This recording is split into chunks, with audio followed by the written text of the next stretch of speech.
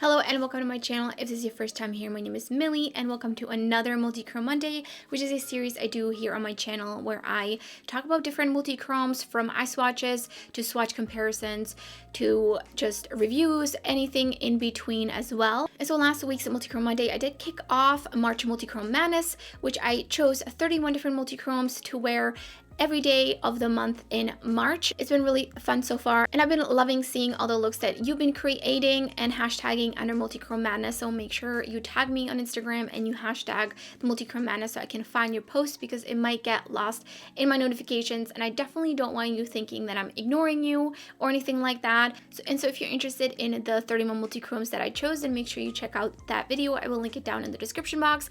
But today I'm doing another tutorial style video where I will be showing you how to pair matte eyeshadows with multichromes, in particular the black base deep jeweled kind of multichromes. And I've been trying to use a different multichrome from every brand, so today I will be featuring actually a jelly multichrome, which is from Karla Cosmetics, and this is what I have on my eyes right now. First, I'll show you the swatches and the multichrome that I chose and why I chose those mattes, and then we'll get right into the tutorial. So if that sounds like something you're interested in, then just keep watching. So for today's multichrome, I'm going to be using Lullaby from Karla Cosmetics, and this is a jelly multichrome.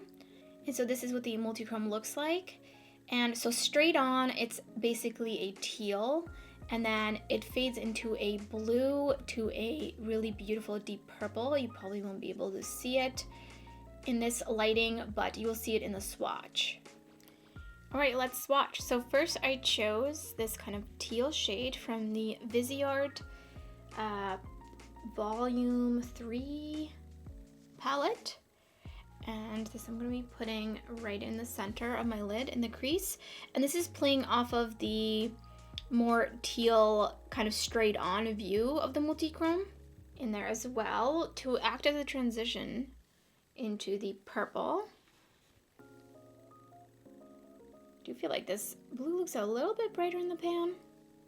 And then for the deepest shade, we have Eternally Grateful from Makeup Geek, which is really not swatching nicely at all. Here we go. It applies pretty well though. And then here is Snooze, swatched right next to all of those shades. So you can see straight on you've got the teal green, and then so that will be playing off of this shade. And that fades into a blue and then a purple. And then a very, very harsh angle and very pinpointed lighting, it does go to a more like goldish bronze. So that's why we have chosen all of these colors to complement the shift. So I'm dipping into that like almost tealish blue, and I'm gonna put that right into the crease, but I'm only gonna keep this in the center. I'm not going to be going too far out because we're gonna be putting down blue and purple there. So just kind of blending that out. And that was this shade from the Viseart palette. Then I'm going to dip into this blue, and we're going to put that right next to that kind of teal, just kind of mapping it out. I'm going to leave that on the outer corner. I'm using a really small brush. This is the Makeup Shack T63.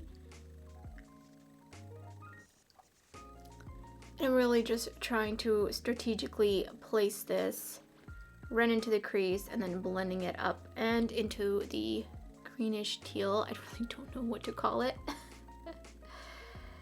So just working that and then making sure there's like no really harsh transition between the two. I think I'm gonna go back in with that teal with the same brush, just to make sure these are all nicely blended. This is definitely not gonna be like a super wearable, natural multichrome look. And then I'm taking just a clean brush and I'm going over the edges. And then next, since the Viseart palette doesn't have a purple, which I wish there was another row of just like purples, it'd be really nice, I'm gonna take Eternally Grateful from Makeup Geek. And this is what we're gonna be putting on the outer corner.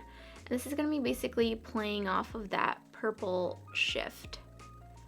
So that's why I wanted to add the blue to kind of act as a transition between the green, because you can't mix purple and green together.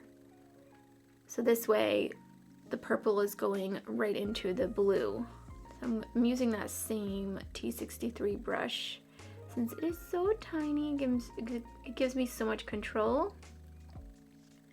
And then I'm gonna go back in with the blue. And obviously this blue kind of like isn't as bright now because it mixed in with the deep purple, but that's totally fine because I don't really want it to be that bright anyways. So I'm just gonna work this a little bit to get it where I want it. So just kind of packing on, blending, packing on. So yeah, this is going to be quite a bit of like a smoky type of look. So I'm just gonna go straight in and also finish off the lower lash line with Eternally Grateful. Why is there glitter on every brush? I can't, I don't understand. No, there's not glitter, but just there's sparkles all over there. And I'm gonna fade that into the blue. So for this halo eye, I'm not reflecting the top to the bottom. I'm just kind of doing my own thing there.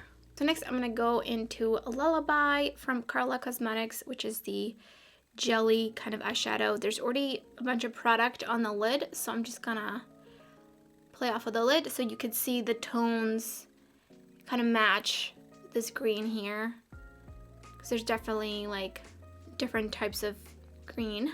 And this is super easy because you just wipe it on. You don't have to worry about anything. No priming, no nothing. Just put this on. And I'm gonna kind of bring it up a little bit into the crease.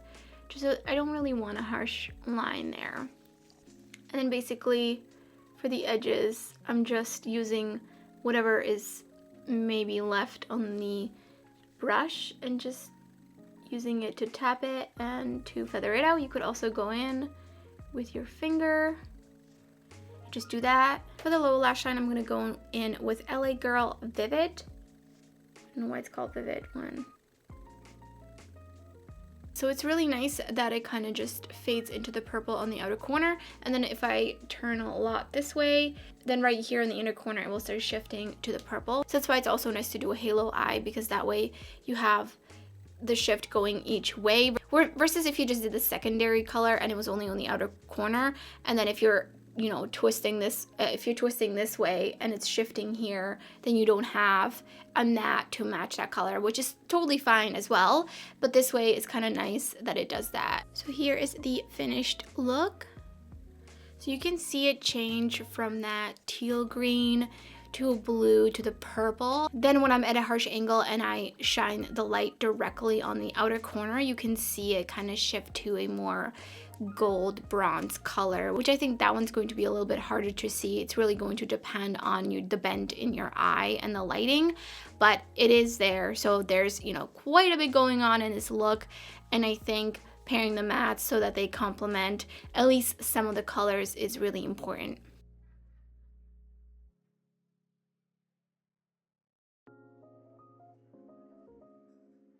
So I really hope that you found that helpful. What kind of shift should I do next?